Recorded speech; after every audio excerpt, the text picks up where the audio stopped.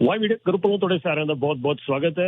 Radio Y FM 91.9 ਤੇ ਉੱਤੇ ਅਸੀਂ ਹਾਜ਼ਰ ਹੈਗੇ ਹਾਂ ਔਰ ਅਸੀਂ ਤੁਹਾਨੂੰ ਦੱਸ ਦਈਏ ਕਿ ਫੋਨ ਨੰਬਰ ਹਮੇਸ਼ਾ ਤੁਸੀਂ ਆਪਣੇ ਕੋਲ ਰੱਖਣਾ ਹੈਗਾ। ਸੋ ਜੇ ਤੁਹਾਨੂੰ ਕੋਈ ਐਸੇ ਏਰੀਆ ਚ ਹੈਗੇ ਹੋ ਜਿੱਥੇ ਤੁਹਾਨੂੰ ਨਹੀਂ ਸੁਣਾਈ ਦਿੰਦਾ ਹੈਗਾ ਤਾਂ ਤੁਸੀਂ 647 910 5000। ਜੀ ਪੰਕਜ ਜੀ ਬਹੁਤ-ਬਹੁਤ ਸਵਾਗਤ ਹੈ। Welcome sir.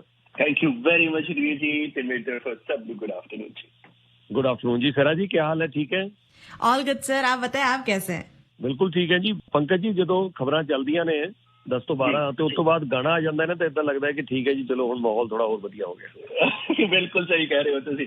ਔਰ ਗਾਣਾ ਵੀ ਕਾਫੀ ਅੱਛਾ ਚਲਾ ਦੇ ਨੇ ਸਰਾ ਜੀ। ਕਾਫੀ ਅੱਛਾ ਗਾਣਾ ਸੀ। ਮੈਨੂੰ ਮਤਲਬ ਇਹ ਉਹ ਪੁਰਾਣੇ ਗਾਣੇ ਨੇ ਯੁੱਧਵੀਰ ਜੀ, ਜਦੋਂ ਅਸੀਂ ਵੱਡੇ ਹੋ ਰਹੇ ਸੀਗੇ ਧੀਰੇ ਧੀਰੇ ਤਾਂ ਉਹ ਜਿਹੜੀਆਂ ਬਚਪਨ ਦੀਆਂ ਚੀਜ਼ਾਂ ਨੇ ਉਹ ਗਾਣਿਆਂ ਦੇ ਨਾ ਲਿਰਿਕਸ ਹੁਣ ਗਾਣਿਆਂ ਦੇ ਲਿਰਿਕਸ ਯਾਦ ਨਹੀਂ ਰਹਿੰਦੇ। ਪਤਾ ਨਹੀਂ ਕਿਉਂ। ਗਾਣੇ ਚੰਗੇ ਲੱਗਦੇ ਨੇ ਲੇਕਿਨ ਉਹ ਗਾਣਿਆਂ ਦੇ ਹਲੇ ਤੱਕ ਲਿਰਿਕਸ ਵੀ ਯਾਦ ਨੇ। ਸਮਝ ਨਹੀਂ ਆਉਂਦਾ ਕਿਉਂ ਨਹੀਂ ਯਾਦ ਨੇ।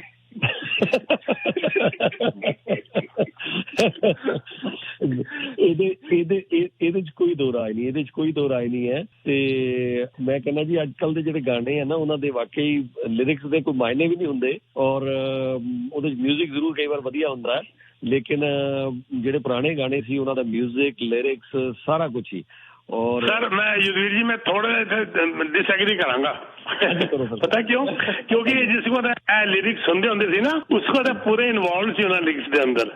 उसको तो इन्होंने उम्र भी 15 तो 20 साल सीगी ते पूरे इन्वॉल्व सीगे ते हुण इन्होंने नाल फाइनेंशियल स्टेटमेंट्स भी देनी है, फाइनेंशियल हेल्प भी करनी है, बच्चों भी पालना है, बीवी नाल भी चलना है। तो इस करके यह गल मैं पूरा सहमत नहीं हाँ सर। अजकल तो लिरिक्स ना जो मेरे ग्रैंड किड्स गाते हैं मैंने समझ नहीं आ लिरिक्स ही ने और वो पूरे लिरिक्स गा रहे होंगे ने। हुण उन्होंने उम्र है लिरिक्स याद करने की, साड़ी नहीं हैगी सर।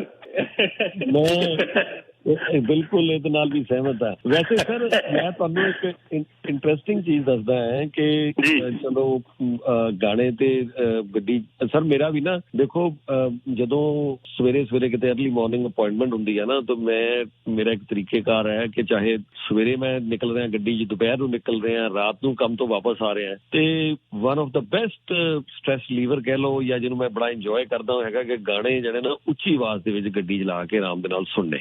ਸੋ ਉਹਦੇ ਨਾਲ ਕੀ ਹੈ ਕਿ ਥੋੜਾ ਲਾਊਡ ਕਰਕੇ ਏਦਾਂ ਲੱਗਦਾ ਵੀ ਬੰਦਾ ਗਾਣੇ 'ਚ ਖੋ ਗਿਆ। ਸੋ ਉਹ ਮਜ਼ਾ ਆਉਂਦਾ ਹੈ। ਪੀਕੇ ਜੀ ਤੁਸੀਂ ਵੀ ਏਦਾਂ ਕਰਦੇ ਹੋ?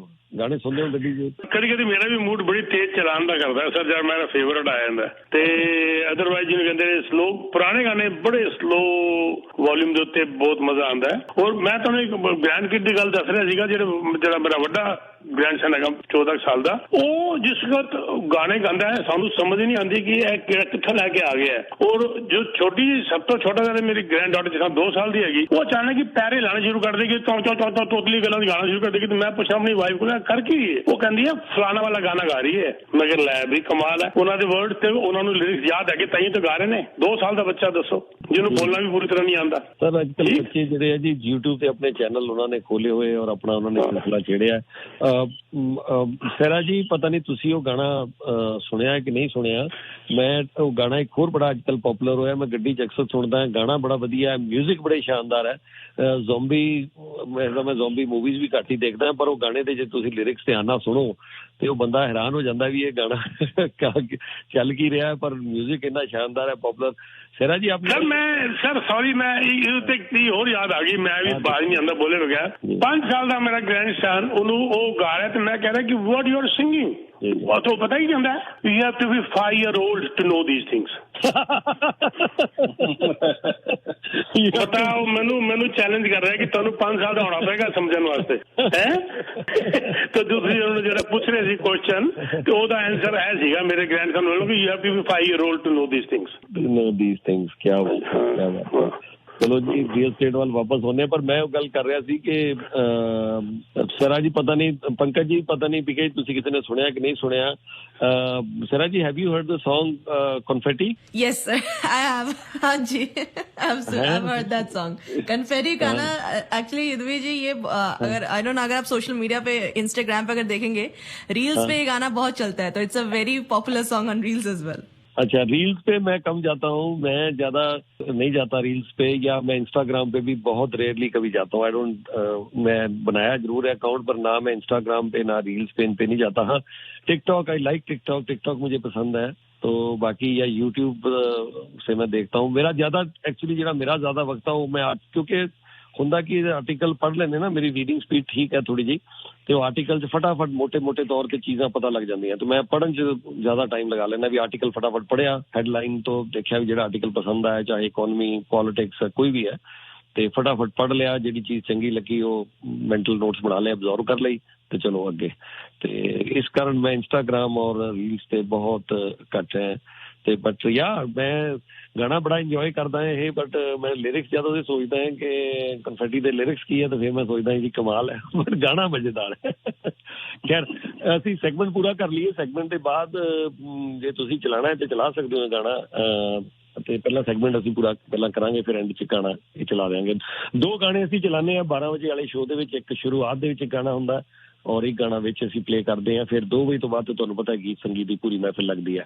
ਰੀਅਲ ਸਟੇਟ ਔਰ ਇਕੋਨਮੀ ਤੇ ਗੱਲ ਕਰਦੇ ਹਾਂ। ਠੀਕ ਹੈ ਜੀ, ਓਪਨਿੰਗ ਸਟੇਟਮੈਂਟ ਤੁਸੀਂ ਦੇ ਦਿਓ ਇਸ ਸੈਗਮੈਂਟ ਦੀ, ਔਰ ਫਿਰ ਬਸ ਜੀ ਮੈਂ ਫਿਰ ਉਹੀ ਦੁਹਰਾਉਣਾ ਚਾਹਾਂਗਾ ਕਿ Vancouver and Toronto no longer in bubble risk territory, ਜਿਹੜੀ ਲੋਕੀ ਸਾਡੇ ਕੋਲ ਬਹੁਤ ਪੁੱਛਦੇ ਨੇ, ਔਰ ਇਹ ਜਿਹੜਾ ਹੈਗਾ ਕਿਉਂਕਿ ਉਹਦਾ ਰੀਜ਼ਨ ਅਸੀਂ ਦੱਸਦੇ ਨੇ ਕਿ ਕਿਉਂਕਿ ਪ੍ਰਾਈਸ ਡਾਊਨ ਆਏ ਨੇ, ਤੇ ਇਸ ਦਾ ਮਤਲਬ ਦੂਜੀ ਪਰ ਇਨਫਲੇਸ਼ਨ ਜਿਹੜੀ ਹੈਗੀ ਉਹ ਉੱਤੇ ਹੈਗੀ, ਤੇ ਬਬਲ ਰਿਸਕ ਖਤਮ ਹੋ ਚੁੱਕਿਆ। ਵੀ ਆਰ ਅਮੰਗ ਦਾ ਹੋਰ ਵੈਲਿਊਡ ਸਿਟੀਜ਼ ਹੈਗੇ Vancouver and Toronto, otherwise bubble ਦੇ ਅੰਦਰ ਸਿਰਫ 2 ਹੀ ਸਿਟੀਜ਼ ਨੇ ਜੋ ਪਿਛਲੇ ਪ੍ਰੋਗਰਾਮ ਵਿੱਚ ਨੇ ਪੁੱਛਿਆ ਸੀ, ਯੂਰਿਕ ਐਂਡ ਟੋਕੀਓ। ਐਂਡ ਦੂਜੀ ਗੱਲ ਜਿਹੜੀ ਇੰਪੋਰਟੈਂਟ ਮੈਂ ਗੱਲ ਕਹਿਣਾ ਚਾਹਾਂਗਾ ਕਿ ਕੰਜ਼ਿਊਮਰ ਕੌਨਫੀਡੈਂਸ ਜਿਹੜਾ ਹੈਗਾ ਦੈਟ ਰਿਮੇਨਸ ਮਿਊਟਿਡ, ਯਾਨੀ ਕਿ ਹੁਣ ਵੀ ਕੰਜ਼ਿਊਮਰ ਕੌਨਫੀਡੈਂਸ ਜਿਹੜਾ ਹੈਗਾ ਲਗਭਗ ਉਨਾ ਹੀ ਹੈ ਜਿਹੜਾ ਵੀਕ ਐਂਡਿੰਗ 22 ਸੈਪਟੈਂਬਰ ਦਾ ਸੀਗਾ, ਲਗਭਗ ਉੱਥੇ ਦਾ ਉੱਥੇ ਹੈਗਾ। That is also I think good.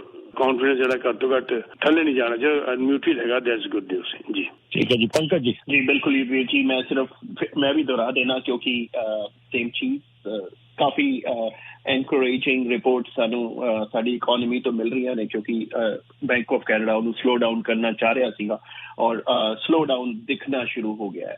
Retail sales down ਹੈ, ਸ਼ਿਪਮੈਂਟ ਕੰਟੇਨਰ ਦੀ ਸ਼ਿਪਮੈਂਟਸ ਡਾਊਨ ਨੇ, ਉਹ ਤਾਂ ਬਹੁਤ ਹੀ ਵੱਡਾ ਇੰਪੈਕਟ ਹੈ। 14% ਪੋਰਟ ਆਫ ਵੈਨਕੂਵਰ ਤੇ ਡਾਊਨ ਨੇ। ਜ਼ਿਆਦਾਤਰ ਲੋਕ ਹੋਲਸੇਲ 'ਚ ਖਰੀਦਣਾ ਚਾਹ ਰਹੇ ਨੇ। ਅਗਰ ਤੁਸੀਂ, ਮੈਂ ਐਗਜ਼ਾਮਪਲ ਹੀ ਦੇ ਦੇਣਾ, ਕਾਰਸ ਨੂੰ ਲੈਣਾ ਚਾਹੋ, ਅਗਰ ਤੁਸੀਂ ਕਾਰਸ ਦੇ ਐਗਜ਼ਾਮਪਲ 'ਚ ਦੇਖਿਆ ਜਾਵੇ ਤਾਂ ਕਿਤੇ ਇੰਟਰਸਟ ਰੇਟ ਲੀਜ਼ ਦੇ 7-8% ਦੀ ਅੱਜ ਕੱਲ੍ਹ ਕਾਰ ਡੀਲਰਸ਼ਿਪ ਨੇ ਲਗਜ਼ਰੀ ਕਾਰਾਂ ਤੇ ਵੀ 4-4%, 3% ਦੀਆਂ ਸੇਲ ਲਗਾ ਦਿੱਤੀਆਂ ਨੇ, ਕਿਉਂਕਿ ਉਹਨਾਂ ਦੀਆਂ ਕਾਰਾਂ ਵੀ ਨਹੀਂ ਵਿਕਦੀਆਂ ਪਈਆਂ। ਸੋ ਇਹ ਸਾਰਾ ਕੁਛ ਵੱਡੀ ਟਿਕਟ ਆਈਟਮ, ਬੇਸਿਕਲੀ ਵੱਡੀ ਟਿਕਟ ਆਈਟਮ ਵਿਕਣੀ ਬੰਦ ਹੋ ਗਈ ਹੈ ਆਲਮੋਸਟ। ਹੁਣ ਛੋਟੀਆਂ ਚੀਜ਼ਾਂ ਜਾਂ ਗਰੋਸਰੀ, ਕਿਉਂਕਿ ਪੈਸਾ ਬਚਿਆ ਨਹੀਂ, ਗਰੋਸਰੀ ਕਰ ਲਓ ਜਾਂ ਮੋਰਗੇਜ ਦੇ ਲਓ, ਉਸ ਤੋਂ ਬਾਅਦ ਪੈਸਾ ਬਚਣਾ ਹੀ ਬੰਦ ਹੋ ਗਿਆ। ਸੋ ਉਸ ਸਿਚੁਏਸ਼ਨ 'ਚ ਆ ਕੇ ਇਕੋਨਮੀ ਖੜੀ ਹੋ ਗਈ ਹੈ। ਤਾਂ ਹੀ ਕੋਸਕੋ ਦੀ ਅੱਜ ਜਿਹੜੀ ਰਿਪੋਰਟ ਆਈ ਹੈ, ਕੋਸਕੋ ਦੇ ਹਿਸਾਬ ਨਾਲ ਉਹਨਾਂ ਦੇ ਫੁੱਟ ਟ੍ਰੈਫਿਕ ਵਧਿਆ। ਫੁੱਟ ਟ੍ਰੈਫਿਕ ਮਤਲਬ ਲੋਕ ਜ਼ਿਆਦਾ ਆ ਰਹੇ ਨੇ ਉਹਨਾਂ ਕੋਲ, ਔਰ ਸਮਾਨ ਜਿਹੜਾ ਖਰੀਦਿਆ ਜਾ ਰਿਹਾ ਉਹ ਮਹਿੰਗਾ ਸਮਾਨ ਨਹੀਂ ਖਰੀਦਿਆ ਜਾ ਰਿਹਾ, ਸਸਤਾ ਗਰੋਸਰੀ ਇਹ ਚੀਜ਼ਾਂ ਖਰੀਦੀਆਂ ਜਾ ਰਹੀਆਂ ਨੇ। ਪ੍ਰੋਫਿਟ ਉਹਨਾਂ ਦਾ ਵੱਧ ਗਿਆ because of foot traffic, because ਲੋਕ ਜ਼ਿਆਦਾ ਆ ਰਹੇ ਨੇ। ਲੇਕਿਨ ਬਾਕੀ ਅਗਰ ਚੀਜ਼ਾਂ ਦੇਖਿਆ ਜਾਏ, ਗਰੋਸਰੀ 'ਚ ਮੈਂ ਸਮਝ ਸਕਦਾ ਹਾਲੇ ਲੋਕਾਂ ਨੇ ਬਹੁਤ ਜ਼ਿਆਦਾ ਇੰਪੈਕਟ ਨਹੀਂ ਦੇਖਿਆ, ਲੇਕਿਨ ਰਿਪੋਰਟਸ ਮੈਂ, ਕਿਉਂਕਿ ਮੈਂ ਸਾਰੀਆਂ ਰਿਪੋਰਟਸ ਪੜ੍ਹ ਰਿਹਾ ਸੀਗਾ ਬੈਠਾ ਹੋਇਆ, ਸੋ ਲਗਭਗ ਥੋੜਾ ਪਿਛਲੇ 2 ਮਹੀਨਿਆਂ ਹਲਕਾ ਜਿਹਾ ਇੰਪੈਕਟ ਆਉਣਾ ਸ਼ੁਰੂ ਹੋ ਗਿਆ। ਗਰੋਸਰੀ ਵੀ ਥੋੜੀ ਜਿਹੀ ਥੱਲੇ ਚਲੀ ਪਈ ਚੀਜ਼ ਵਿੱਚ। ਠੀਕ ਹੈ ਜੀ, ਔਰ ਤੁਹਾਡੇ ਲਈ ਇਹਦੇ ਨਾਲ ਮਿਲਦਾ ਜੁਲਦਾ ਹੀ ਸਵਾਲ ਜਿਹੜਾ ਤੁਹਾਡੇ ਲਈ ਆਇਆ ਹੈਗਾ, ਸੋ ਉਹ ਤੁਸੀਂ ਵੈਸੇ ਭਰਤ ਜੀ ਨੇ ਇੱਕ ਬੜੀ ਵਧੀਆ ਗੱਲ ਪਹਿਲਾਂ ਜਿਹੜੀ ਅਸੀਂ ਗੱਲ ਕਰ ਰਹੇ ਸੀ ਉਹਦੇ ਤੇ ਕੀਤੀ ਹੈਗੀ ਆ। ਉਹਨਾਂ ਨੇ ਕਿਹਾ ਹੈਗਾ ਕਿ we listen to the song when we are happy, ਜਦੋਂ ਅਸੀਂ ਖੁਸ਼ ਹੁੰਦੇ ਹਾਂ ਅਸੀਂ ਗਾਣਾ ਸੁਣਦੇ ਹਾਂ, we understand the meaning when we are sad। Very nice, ਬੜੀ ਵਧੀਆ ਗੱਲ ਕੀਤੀ ਹੈ। ਬਾਕੀ ਨੀਰਜ ਜੀ ਨੇ ਮੈਸੇਜ ਭੇਜਿਆ ਪੀਕੇ ਜੀ ਲਈ, ਉਹ ਕਹਿੰਦੇ ਜੀ ਪੀਕੇ ਜੀ ਹਿੱਟ ਦ ਸਿਕਸਰ, ਜਿਹੜੀ ਉਹਨਾਂ ਨੇ ਮੇਰੇ ਖਿਆਲ ਬੇਟੇ ਵਾਲੀ ਗੱਲ ਕੀਤੀ ਹੈ ਨਾ 5 ਸਾਲ ਦੇ, ਉਹਦੇ ਲਈ ਨੀਰਜ ਜੀ ਦਾ ਮੈਸੇਜ ਹੈ ਕਿ ਉਹਨਾਂ ਨੇ ਸਿਕਸਰ ਹਿੱਟ ਕੀਤਾ ਜੀ।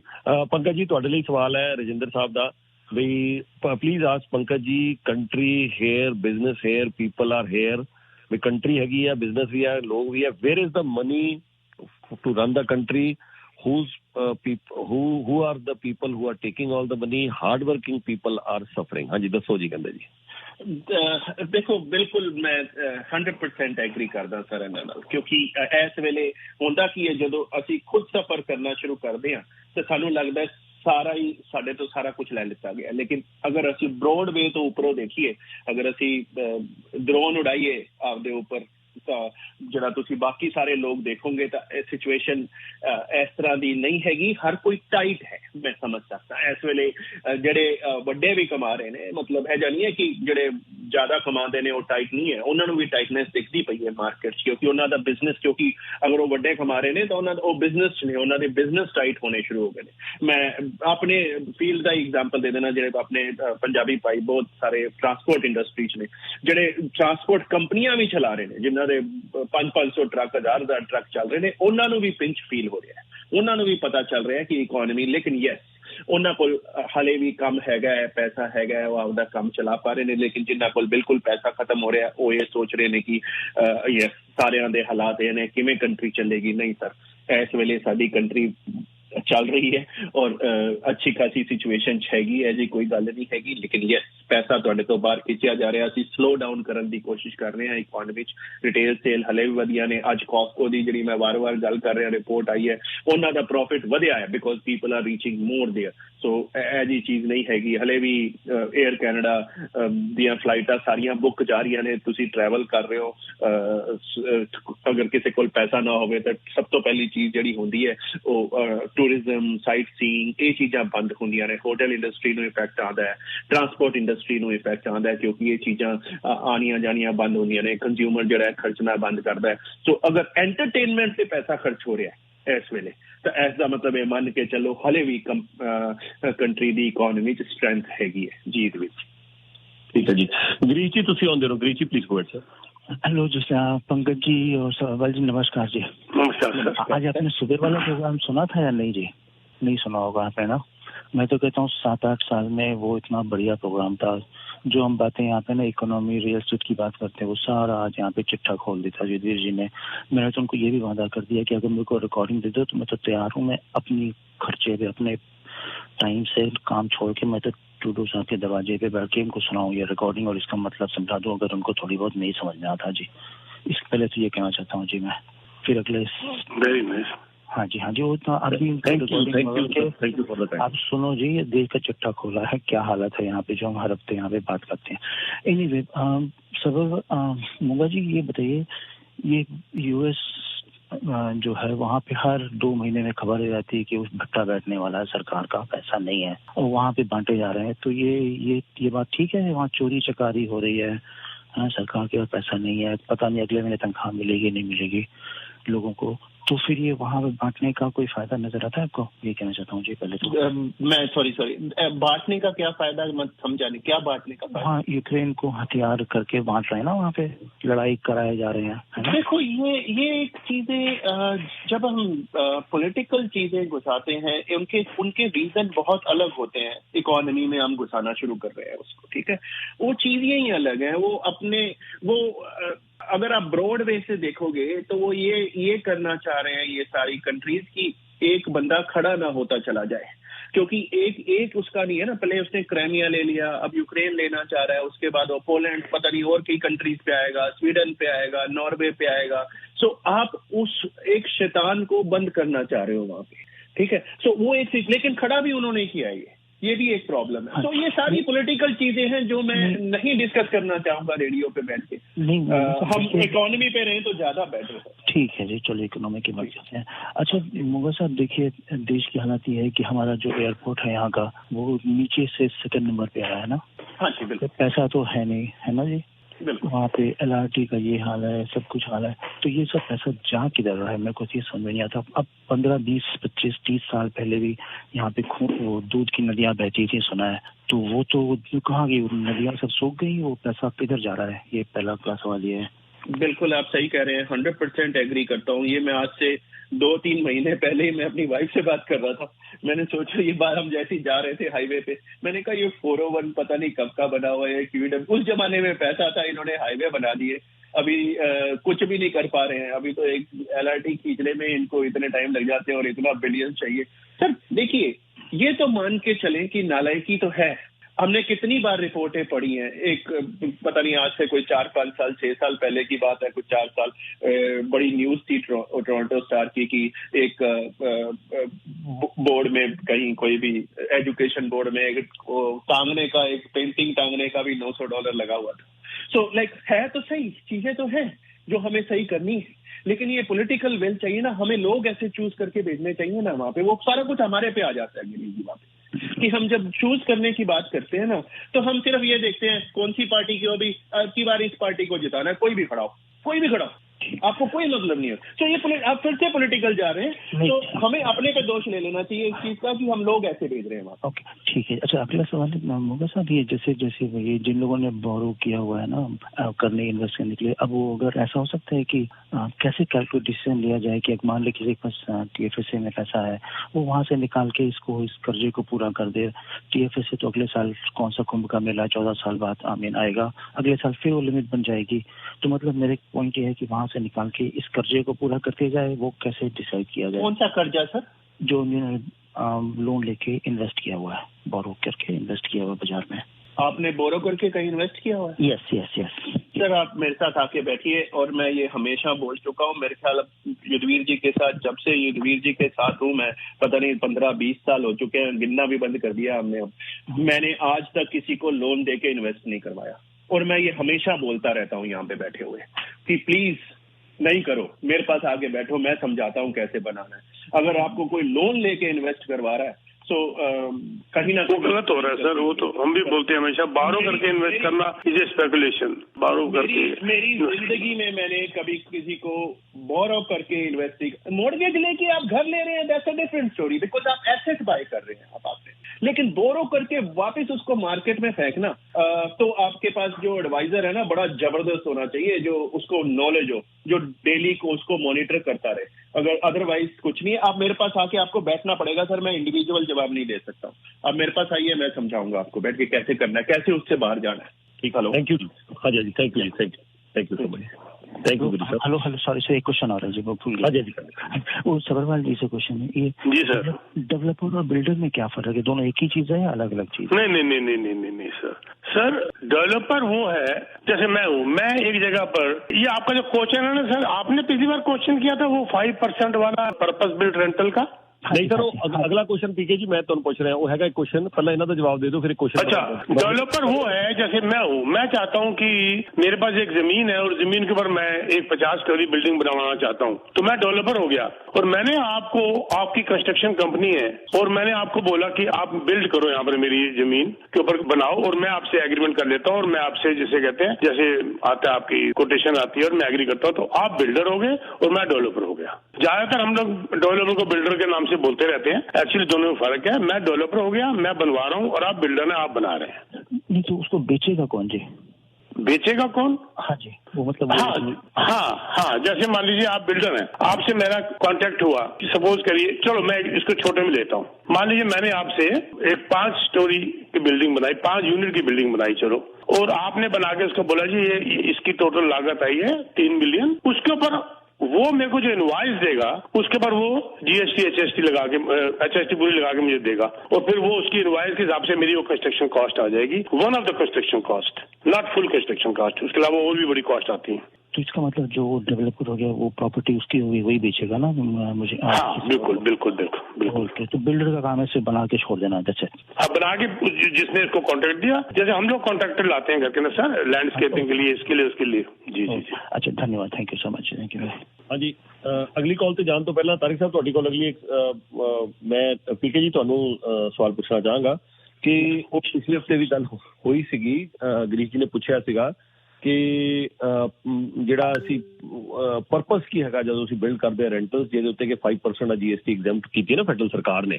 जी, थोड़ी सी क्लैरिटी और दे दो जी। ओके, मैं इसका सिंपल, जैसे अभी गिरीश जी ने पूछा हमें से बिल्डर और डेवलपर, तो जैसे गिरीश जी पिछली बार पूछ रहे थे, और क्योंकि क्वेश्चन आंसर हो रहे थे, तो मुझे लगता है कई लोगों को शायद क्लियर नहीं हुई होगी ये वाली बात। इसको मैं सिंपल शब्दों में बता देता हूँ कि जो पर्पस बिल्ड रेंटल है ना, पहली बात तो उसको मिनिमम 5 यूनिट्स के होने चाहिए, मिनिमम 5 यूनिट्स के होने चाहिए, 5 उसके अंदर अपार्टमेंट मिनिमम होने चाहिए यूनिट्स, उसके बाद जितनी मर्जी ऊपर होती जाए। अच्छा, अब मान लीजिए मैं हूँ, वही वाला बात दोबारा, मैंने डेवलपर ने गिरीश जी को, जो बिल्डर हैं, मैंने कहा कि जी मैं पर्पस बिल्ड रेंटल का मैंने सर्टिफिकेशन ले लिया, मैंने उसका परमिट ले लिया, और मैंने सारे अपना लैंडर से भी मैंने लोन पास करा लिया, और उसका पर्पस बिल्ड रेंटल का मैंने डेजिग्नेशन उसका जो भी है वो लेके मैंने इनको कहा बनाने के लिए। अब उसके ऊपर मेरे को जब ये बिल देंगे 5% GST नहीं लगाएंगे, सीधा मेरे 5% GST का बेनिफिट डेवलपर को हो गया,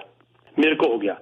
ये जो पर्पस रेंटल की जो लंदन में बात की थी अभी लास्ट टू लास्ट थर्सडे के अंदर जो ट्रूडो साहब ने, अच्छा अब मुझे 5% का फायदा हो गया, अब उसके अंदर टेनेंट को क्या फायदा हुआ? क्योंकि वो उसके अंदर आपने रेंटल आप बेचेंगे तो पूरी बिल्डिंग बेचेंगे।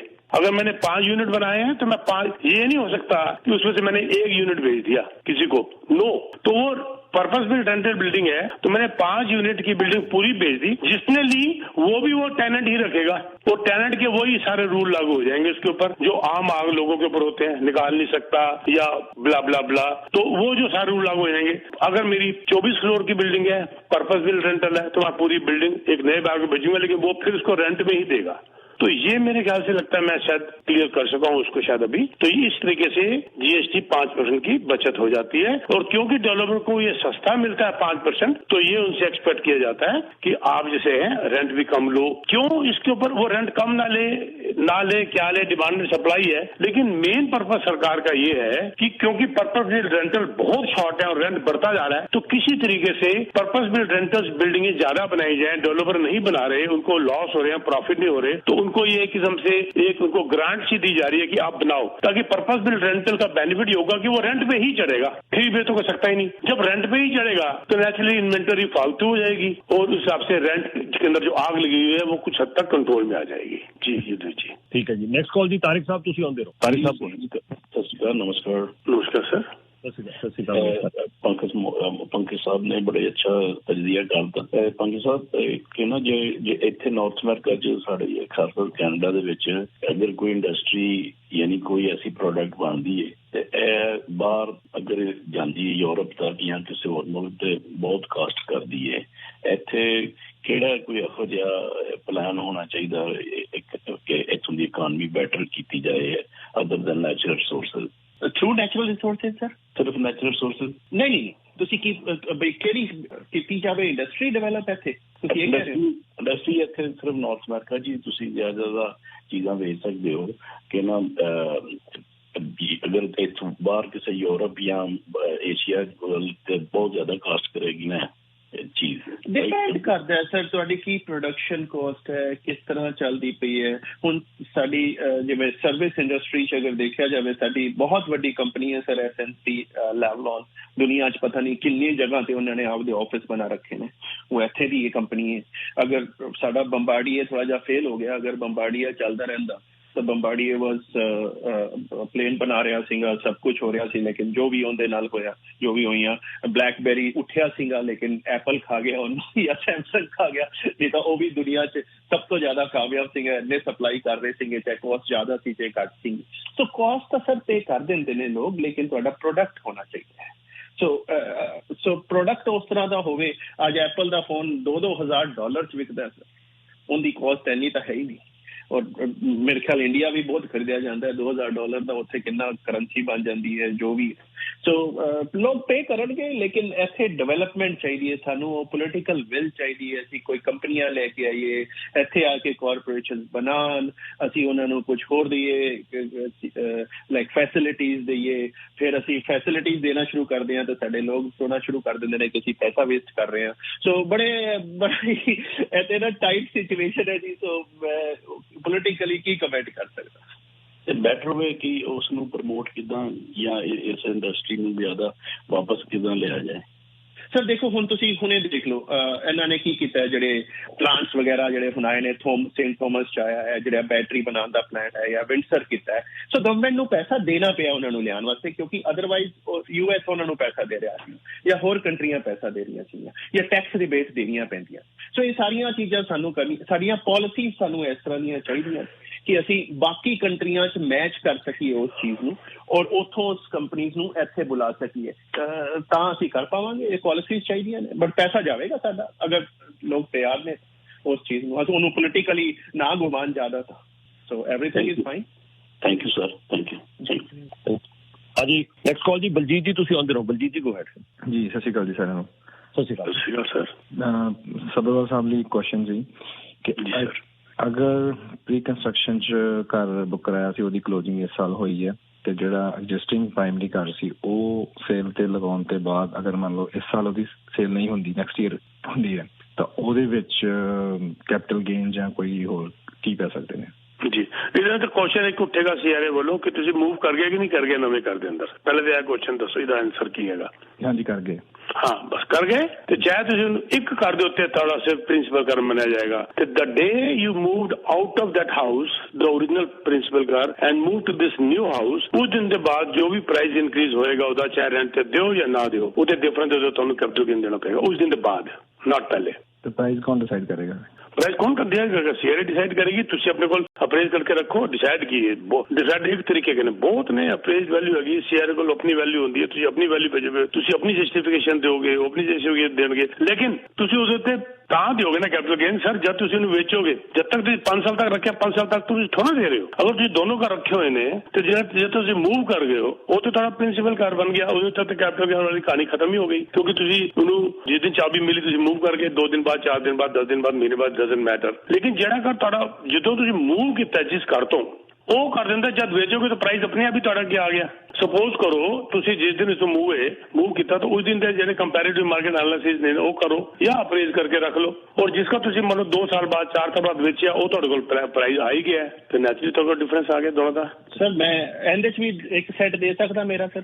ਜੀ ਸਰ ਮੈਂ ਤੁਹਾਡੇ ਤੋਂ ਇੱਕ ਚੀਜ਼ ਪੁੱਛਣਾ ਚਾਹ ਰਿਹਾ ਸੀ ਇਹਨਾਂ ਤੋਂ, ਤੁਸੀਂ ਇਹ ਮਕਾਨ ਜਿਹੜਾ ਪ੍ਰਿੰਸੀਪਲ ਹੈ ਤੁਸੀਂ ਹੁਣ ਵੇਚਣਾ ਚਾਹ ਰਹੇ ਹੋ ਜਾਂ ਰੱਖਣਾ ਚਾਹ ਰਹੇ ਹੋ? ਪਹਿਲੇ ਆਲਰੇਡੀ ਸੇਲ ਤੇ ਲੱਗਾ ਹੋਇਆ, ਵਿਕ ਨਹੀਂ ਗਿਆ। ਓਕੇ ਠੀਕ ਹੈ ਟੈਕਸ ਰੂਲ ਦੇ ਹਿਸਾਬ ਨਾਲ ਸਰ, ਕੈਨੇਡਾ ਟੈਕਸ ਰੂਲ ਦੇ ਹਿਸਾਬ ਨਾਲ ਤੁਹਾਡੇ ਕੋਲ ਚਾਹੇ 2 ਘਰ ਨੇ, ਠੀਕ ਹੈ, ਤੁਸੀਂ ਇੱਕ ਦਿਨ ਵੀ ਉਸ ਘਰ 'ਚ ਰਹੇ ਹੋ ਅਗਰ ਤਾਂ ਤੁਸੀਂ ਵੇਚਣ ਵੇਲੇ ਕਿਸੇ ਨੂੰ ਵੀ ਪ੍ਰਿੰਸੀਪਲ ਘਰ ਬਣਾ ਸਕਦੇ ਹੋ, ਕਿਸੇ ਨੂੰ ਵੀ, ਚਾਹੇ ਤੁਸੀਂ ਮੂਵ ਕਰ ਚੁੱਕੇ ਤੁਸੀਂ ਹਲੇ ਵੀ ਉਹਨੂੰ ਪ੍ਰਿੰਸੀਪਲ ਕਹਿ ਸਕਦੇ ਹੋ। ਬਟ ਜਦੋਂ ਤੁਸੀਂ ਇਹ ਵਾਲਾ ਘਰ ਜਦੋਂ ਜਿਸ ਦਿਨ ਤੁਸੀਂ ਆਪਦਾ ਪ੍ਰਿੰਸੀਪਲ ਬਣਾਓਗੇ ਉਸ ਦਿਨ ਦੀ ਵੈਲਿਊਏਸ਼ਨ ਹੋਣੀ ਚਾਹੀਦੀ ਹੈ ਫਿਰ ਉਸ ਤੋਂ ਬਾਅਦ। ਸੋ ਮਤਲਬ ਪ੍ਰਿੰਸੀਪਲ ਤੁਸੀਂ ਲਿੱਤਾ ਜਿੰਨੇ ਦਾ ਸੀਗਾ ਇਹ ਪੁਰਾਣਾ ਘਰ ਜਿਹੜਾ ਵੀ ਤੁਸੀਂ ਨਵਾਂ 'ਚ ਰਹਿ ਰਹੇ ਹੋ ਇਹ ਉੱਥੋਂ ਹੀ ਟੈਕਸ ਲੱਗੇਗਾ ਫਿਰ ਅਗਲੇ 1 ਮਹੀਨੇ 1.5 ਮਹੀਨੇ। ਅਗਰ ਉਹਨੂੰ ਤੁਸੀਂ ਇਨਵੈਸਟਮੈਂਟ ਪ੍ਰਾਪਰਟੀ ਬਣਾਉਂਦੇ ਹੋ, ਅਗਰ ਤੁਸੀਂ ਮੂਵ ਕਰ ਜਾਂਦੇ ਹੋ then this rule doesn't apply. PK ji ਇਹ ਕਹਿ ਰਹੇ ਨੇ, ਪੀਕੇ ਜੀ ਇਹ ਕਹਿਣਾ ਚਾਹ ਰਹੇ ਨੇ ਜਿਹੜੇ ਮਰਜ਼ੀ ਘਰ 'ਚ ਤੁਸੀਂ ਉਹਨੂੰ ਬਣਾ ਕੇ ਉਸ ਘਰ ਦਾ $300-400 ਲੱਗਦਾ ਜੀ ਅਸੈਸਮੈਂਟ ਕਰਾ ਲਓ ਸੀਆਰਏ ਪਰਪਸ ਵਾਸਤੇ ਤਾਂ ਕਿ ਉਸ ਦਾ ਉਹ ਰੇਟ ਰਹਿ ਜਾਵੇ ਉਸ ਤੇ ਤਾਂ ਕਿ ਉਸ ਤੋਂ ਬਾਅਦ ਫਿਰ ਟੈਕਸਿਸ ਜਿਹੜੇ ਨੇ ਉੱਪਰ ਲੱਗਾ। ਠੀਕ ਹੈ, ਇਰਰਿਸਪੈਕਟ ਆਫ ਕਿ ਕਿਹੜੇ ਈਅਰ 'ਚ ਤੁਸੀਂ ਵੇਚ ਰਹੇ ਹੋ, ਰਾਈਟ? ਜਦ ਮਰਜ਼ੀ 10 ਸਾਲ ਬਾਅਦ ਵੇਚੋ 50 ਸਾਲ ਬਾਅਦ ਵੇਚੋ, ਜਦ ਵੇਚੋਗੇ ਡਿਫਰੈਂਸ ਆ ਜਾਏਗਾ। ਅਗਰ ਉਹਦੇ 'ਚ ਰੈਂਟਲ ਨਹੀਂ ਹੈਗਾ, ਉਹਨੂੰ ਰੈਂਟਲ ਕਲੇਮ ਨਹੀਂ ਕਰ ਰਹੇ ਹੋ ਤੁਸੀਂ ਉਸ ਘਰ ਤੇ, ਠੀਕ ਹੈ ਜੀ, ਤਾਂ ਤੁਸੀਂ ਉਸ ਘਰ ਨੂੰ ਵੀ ਪ੍ਰਿੰਸੀਪਲ ਰੱਖ ਸਕਦੇ ਹੋ। ਲੇਕਿਨ ਅਗਰ ਉੱਥੇ ਰਹਿਣਗੇ ਤਾਂ ਮੋਂਗਾ ਸਾਹਿਬ ਦੋਨੋਂ ਘਰ ਪ੍ਰਿੰਸੀਪਲ ਨਹੀਂ ਹੋ ਸਕਦੇ। ਨਹੀਂ ਪਿਛਲਾ 2 ਘਰ ਪ੍ਰਿੰਸੀਪਲ ਅਗਰ ਉੱਥੇ ਰਹਿਣਗੇ ਤਾਂ ਪ੍ਰਿੰਸੀਪਲ ਹੋ ਸਕਦਾ ਹੈਗਾ। ਮੈਂ ਇਹਨਾਂ ਦੀ ਗੱਲ ਦਾ ਮੇਰੇ ਖਿਆਲ ਨਾਲ ਕਨਫਿਊਜ਼ਨ ਆ ਰਹੀ, ਮੈਂ ਸਿੰਪਲ ਆਨਸਰ ਦੇ ਰਿਹਾ। ਇਹਨਾਂ ਨੇ ਕੁਐਸਚਨ ਕੀਤਾ ਗਿਆ ਜਿਹੜੇ ਨਵਾਂ ਘਰ ਦੇ ਅੰਦਰ ਮੂਵ ਕਰ ਗਏ ਨੇ ਉਹਨਾਂ ਦਾ ਪ੍ਰਿੰਸੀਪਲ ਬਣ ਗਿਆ, ਗੱਲ ਖਤਮ ਹੋ ਗਈ, ਉਹਦਾ ਜਿਹੜਾ ਪ੍ਰਾਈਸ ਜੰਪ ਸੀਗਾ ਉਹਦਾ ਉਹਨੂੰ ਬੈਨੀਫਿਟ ਹੋ ਗਿਆ। ਅਗਰ ਜਿਹੜੇ ਨਵੇਂ ਘਰ ਦਾ ਮੂਵ ਕੀਤਾ ਸਪੋਜ਼ ਕਰੋ ਉਹਦੀ ਕੀਮਤ 2 ਲੱਖ ਵੱਧ ਗਈ ਹੈ ਔਰ ਅਗਰ ਇਹ ਮੂਵ ਨਾ ਕਰਦੇ ਉਹਨੂੰ ਰੈਂਟ ਤੇ ਚੜਾ ਦਿੰਦੇ ਤੇ ਫਿਰ ਕੀ ਹੁੰਦਾ, ਉਹ 2 ਲੱਖ ਜਿਹੜਾ ਕੀਮਤ ਵਧੀ ਸੀ ਉਹਦੇ ਉੱਤੇ ਵੀ ਇਹਨਾਂ ਦਾ ਕੈਪੀਟਲ ਗੇਨ ਲੱਗ ਜਾਣਾ ਸੀਗਾ। ਲੇਕਿਨ ਕਿਉਂਕਿ ਇਹ ਮੂਵ ਕਰ ਗਏ ਹੁਣ ਉਹਨਾਂ ਦਾ ਪ੍ਰਿੰਸੀਪਲ ਘਰ ਬਣ ਗਿਆ, ਕੈਪੀਟਲ ਗੇਨ ਦਾ ਕੁਐਸਚਨ ਖਤਮ ਹੋ ਗਿਆ। ਲੇਕਿਨ ਜਿਹੜਾ ਓਰੀਜਨਲ ਘਰ ਸੀ ਜਦੋਂ ਇਹ ਮੂਵ ਕਰ ਗਏ ਨੇ ਉਹ ਘਰ ਕਿਉਂਕਿ ਇੱਥੇ ਮੂਵ ਕਰ ਗਏ ਨਾ ਉਹਨੂੰ ਉਹ ਘਰ ਦਾ ਜਿਸ ਦਿਨ ਮੂਵ ਕੀਤਾ ਉਸ ਦਿਨ ਤੋਂ ਉਹਨਾਂ ਦੀ ਇਨਵੈਸਟਮੈਂਟ ਪ੍ਰਾਪਰਟੀ ਬਣ ਗਈ। ਉਹਦੇ ਬਾਅਦ ਸਾਲ ਬਾਅਦ ਵੇਚਣ, 6 ਮਹੀਨੇ ਬਾਅਦ ਵੇਚਣ, 3 ਮਹੀਨੇ ਬਾਅਦ ਵੇਚਣ, 10 ਸਾਲ ਬਾਅਦ ਵੇਚਣ, ਉਹ ਉਹਨਾਂ ਦਾ ਜਿਹੜਾ ਹੈਗਾ ਉਹਦੇ ਤੇ ਕੈਪੀਟਲ ਗੇਨ ਲੱਗੇਗਾ। ਲੇਕਿਨ ਕਿਉਂਕਿ ਇਹਨਾਂ ਨੇ ਹੁਣੇ ਆਲਰੇਡੀ ਫਾਰ ਸੇਲ ਲਗਾਤਾ ਹੈਗਾ ਵਿਦਿਨ ਸੇਮ ਕੈਲੰਡਰ ਈਅਰ ਇਹਨਾਂ ਨੇ ਉਸੇ ਨੂੰ ਸੇਲ ਤੇ ਲਗਾਤਾ ਤੇ ਉਸ ਘਰ ਦੇ ਉੱਤੇ ਇਹਨਾਂ ਦਾ ਹੁਣ ਕੈਪੀਟਲ ਗੇਨ ਨਹੀਂ ਲੱਗੇਗਾ। ਅਗਰ ਇਮੀਡੀਏਟਲੀ 2-4 ਮਹੀਨੇ ਦੇ ਅੰਦਰ ਵੇਚ ਦਿੰਦੇ ਨੇ ਤਾਂ ਉਹਦੇ ਤੇ ਕੈਪੀਟਲ ਗੇਨ ਨਹੀਂ ਲੱਗੇਗਾ ਕਿਉਂਕਿ ਉਹ ਪਹਿਲੇ ਇਹਨਾਂ ਦਾ ਪ੍ਰਿੰਸੀਪਲ ਘਰ ਸੀਗਾ। ਬਿਲਕੁਲ ਜੀ ਸਹੀ ਕਹਿ ਰਹੇ ਹੋ। ਠੀਕ, ਥੈਂਕ ਯੂ ਜੀ। Thank you sir, thank you very much. ਅਗਲੀ ਕਾਲ ਵੱਲ ਵਧਦੇ ਹਾਂ ਜੀ। ਹਾਂਜੀ ਅਰਸ਼ਵੀਰ ਜੀ ਤੁਸੀਂ ਆਉਂਦੇ ਹੋ, ਅਰਸ਼ਵੀਰ ਜੀ ਗੋ ਹੈਡ। ਹਾਂਜੀ ਥੈਂਕ ਯੂ ਵੀਰ ਜੀ, thank you. First of all ਮੈਂ ਸਾਰਿਆਂ ਨੂੰ ਗੁੱਡ ਆਫਟਰਨੂਨ ਕਹਿਣਾ।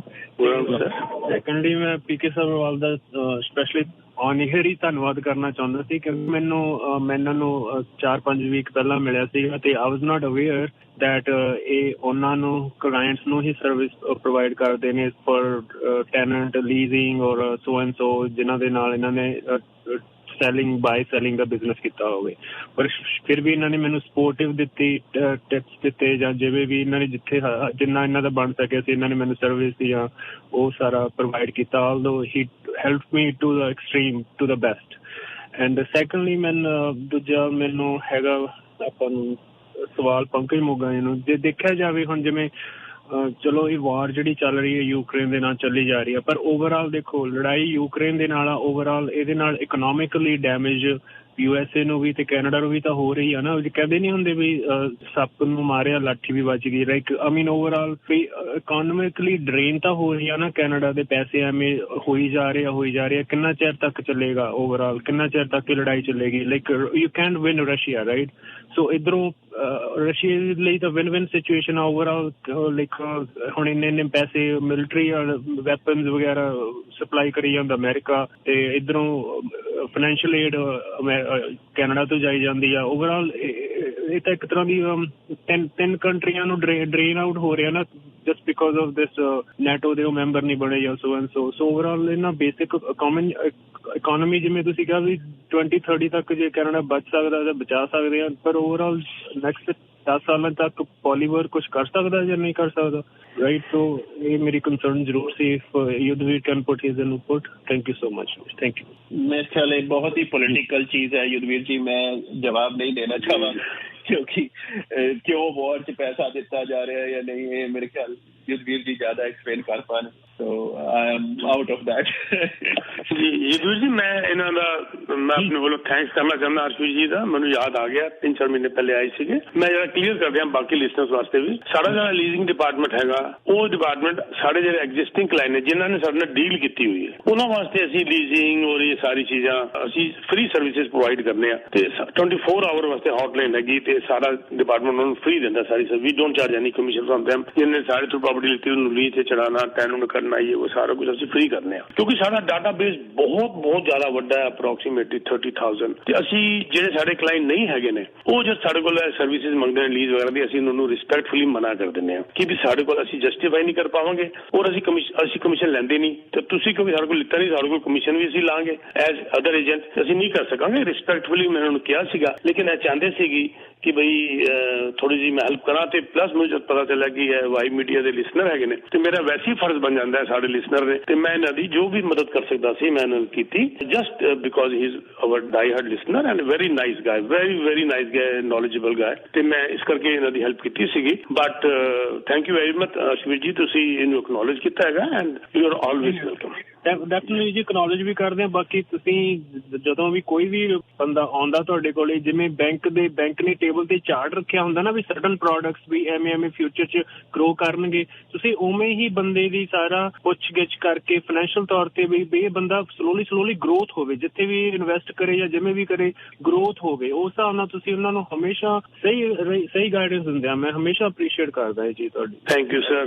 ਕਿਉਂਕਿ ਸਰ ਤੁਹਾਡੀ ਗਰੋਥ ਨਾਲ ਹੀ ਮੇਰੀ ਗਰੋਥ ਹੈ, ਤੁਹਾਡੀ ਗਰੋਥ ਹੋਏਗੀ ਤੇ ਮੇਰੀ ਗਰੋਥ ਹੋਏਗੀ, ਅਗਰ ਤੁਹਾਡੀ ਗਰੋਥ ਨਹੀਂ ਹੋਈ ਤਾਂ ਮੇਰੀ ਗਰੋਥ ਹੋ ਹੀ ਨਹੀਂ ਸਕਦੀ। ਇਸ ਕਰਕੇ ਇਹ ਗਿਵ ਐਂਡ ਟੇਕ ਹੈਗਾ, ਤੇ ਇਹ ਮੇਰਾ ਵੈਸੇ ਜਾਤੀ ਫਰਜ਼ ਬੰਦਾ, ਮੇਰੀ ਗਰੋਥ ਤੁਹਾਡੇ ਲੋਕਾਂ ਦੇ ਕਰਕੇ ਹੋਈ ਹੈ, ਤੇ ਹੁਣ ਤੁਹਾਡੀ ਗਰੋਥ ਹੋਏਗੀ ਤੇ ਮੇਰੀ ਗਰੋਥ ਹੋਏਗੀ ਨਾ, ਇਹ ਸਾਡੀ ਪਾਲਿਸੀ ਹੈ ਜੀ। ਥੈਂਕ ਯੂ थैंक यू जी, और बहुत शुक्रिया। हामिद साहब तुसी आंदे रहो। हामिद साहब गो अहेड जी। हाँ जी, मेरा सवाल है पीके साहब से। सर ये जो आप रेंटल मार्केट को किस तरफ देखता जाएगी ये 2-3 साल में? लाइक रेंट इधर ही रहेंगे या बहुत ज्यादा बढ़ जाएंगे या अफोर्डेबिलिटी से बाहर हो जाएंगे? और दूसरा इसका डायरेक्ट लिंक इसका प्रॉपर्टी प्राइस के साथ है। प्रॉपर्टी प्राइस अब आगे जैसे रुकी है पिछले 3-4 महीने में, रेंट बढ़ने रुक गए 3-4 महीने में, प्रॉपर्टी के प्राइस बढ़ते जाएंगे, रेंट बढ़ता जाएगा, इसको कोई रोक नहीं सकता। सीधा इकोनॉमी का रूल है, इकोनॉमिक्स का रूल है, डिमांड एंड सप्लाई। अगर आप देख रहे हैं कि ये रियल एस्टेट की प्राइस बढ़ रहे हैं या उसकी कैरिंग कॉस्ट बढ़ रही है, एक ही बात है, मतलब कैरिंग कॉस्ट तभी बढ़ेगी, प्राइस बढ़ेगा तो भी कैरिंग कॉस्ट, इंटरेस्ट रेट बढ़ेंगे तो भी कैरिंग कॉस्ट। प्रॉपर्टी प्राइस बढ़ रहे हैं या उसकी कैरिंग कॉस्ट बढ़ रही है तो रेंट भी बढ़ेगा ही बढ़ेगा, कोई इसको रोक नहीं सकता। तो ये आप क्या समझते हैं कि ये जो घर की प्राइसेस आने वाले 2-3-4 साल में रुकी रहेंगी या ये बढ़ेंगी या क्या इसकी सिचुएशन होगी? सर मैं ये मान के चल रहा हूँ कि अभी 6-7-8 महीने मिडिल ऑफ 24 तक तो मुझे लगता है कि ये बैलेंस्ड ही रहेगी।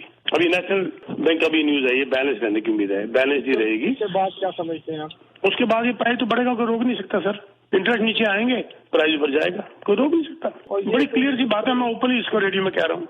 और आखिरी क्वेश्चन ये कि जो लैंड और कैनेडा लैंडलॉर्ड बोर्ड जो है इसमें कुछ सुधार किया है? सुना था कुछ लोग हायर कर रहे हैं, नए लोग। हाँ हायर किए उन्होंने किए हैं। अभी उन्होंने आपने मैं बताया होगा कि अभी प्रोविंशियल गवर्नमेंट ने 1.5 मिलियन इसके साथ पंप इन भी किया है, इसका स्टाफ भी बढ़ाया है। पर अब जो इनकी डेढ़ साल तक चली गई थी, तो अब इन्होंने क्या किया, डेट्स को इन्होंने क्लासीफाई अलग अलग तरीके से उसको अलग अलग हिस्सों में डाल दिया। मोस्ट इमरजेंसी वाली चीजों को अलग डेट दे दी, कहीं की किसी चीज में तो डेट इनकी शायद 10-10 दिन में भी आ रही है किसी चीज में 6 हफ्ते में आ रही है, कहीं पर 6 महीने में आ रही है, जो ज्यादा इंपॉर्टेंट नहीं है, जब उनको लगता है कि ये फजूल के झगड़े हैं, उसमें 1.5 साल की आ रही है। तो ये बात मैं क्लियर करना चाहूँ कि जैसे हमने देखा, क्योंकि हमारा रोज का काम है, तो ये डेट्स कितना सीरियस मैटर उस हिसाब से मिल रही है आजकल, ये इंप्रूवमेंट जरूर आई है।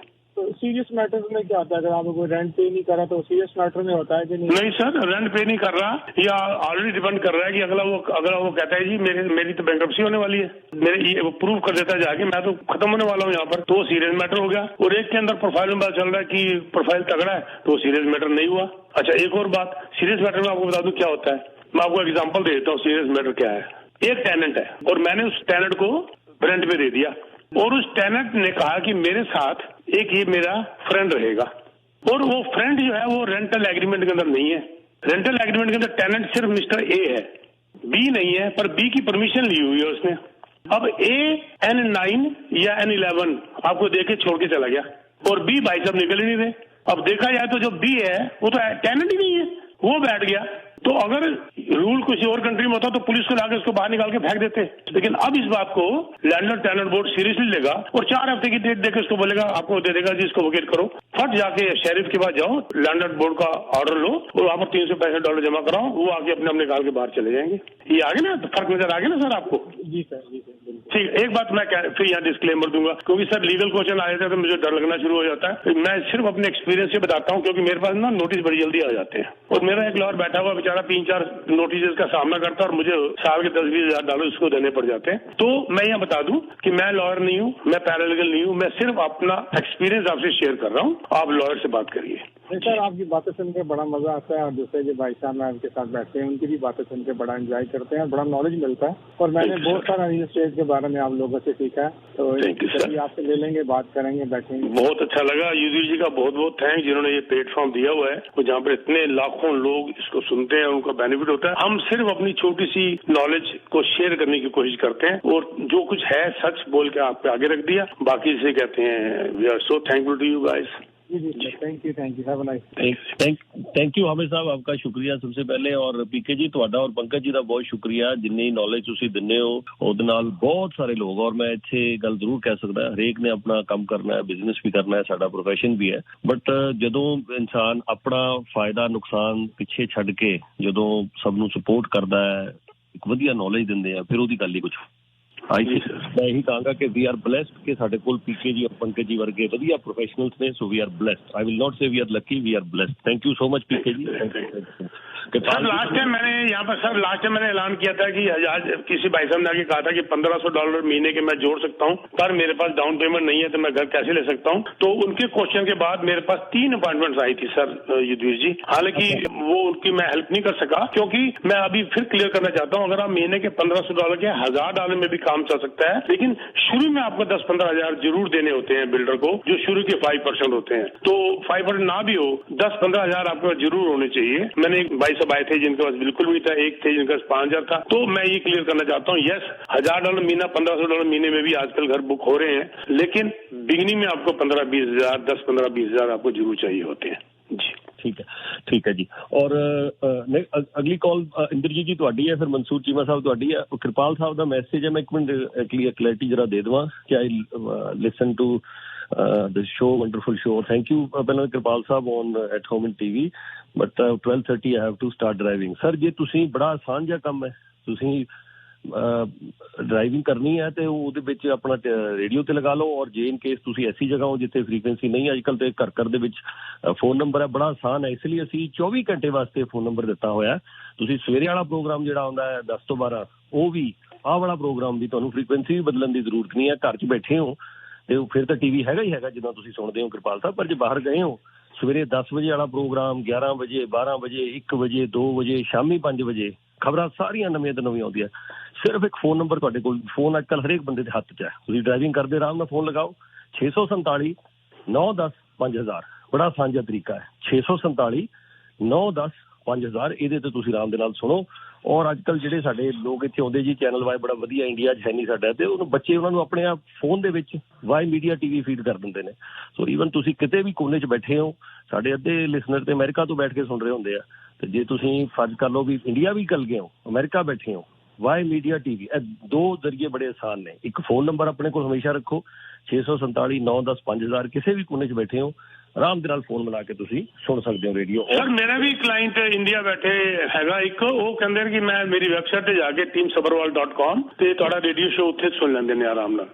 ਬਿਲਕੁਲ ਠੀਕ ਹੈ, teamsabarwal.com। ਲਓ ਜੀ ਇੱਥੇ ਤੁਸੀਂ ਸੁਣੋ ਆਰਾਮ ਦੇ ਨਾਲ ਸਾਰਾ ਸ਼ੋ teamsabarwal.com। ਬਾਅਦ ਵਿੱਚ ਕਦੀ ਵੀ ਅੱਜ ਸੁਣੋ ਕੱਲ ਸੁਣੋ, ਤੁਹਾਡੇ 10 ਸਾਲ ਪੁਰਾਣੇ ਵੀ ਸ਼ੋ ਉੱਥੇ ਹੈਗੇ ਨੇ ਸਾਰੇ ਰੇਡੀਓ ਸ਼ੋ ਵਾਈ ਮੀਡੀਆ ਦੇ, ਜੋ ਜਦ ਮਰਜੀ ਜਿਹੜਾ ਮਰਜੀ ਸ਼ੋ ਆਨ ਕਰੋ ਔਰ ਸੁਣ ਲਓ। ਔਰ ਸੁਣ ਲਓ, ਵਾਹ ਜੀ ਵਾਹ, ਬਿਲकुल बिल्कुल। सो आजकल तो टेक्नोलॉजी जरिए कोई दिक्कत ही नहीं है किसी तरह की। हाँ जी अगली कॉल जी। और हाँ फिर भी कोई जानकारी लेनी है 416 475 5000 वाई मीडिया से तुसी टेक्स्ट कर लो, कॉल कर लो 416 475 5000। इंद्रजीत जी तुसी ऑन दे रहो, गो हैड जी इंद्रजीत जी। हाँ जी इंद्रजीत साहब ਤੁਹਾਡੀ ਕਾਲ ਹੈ ਸਰ, ਪਲੀਜ਼ ਗੋ। ਹੈਲੋ हाँ जी ਹੈਲੋ ਸਤਿ ਸ਼੍ਰੀ ਅਕਾਲ ਜੀ।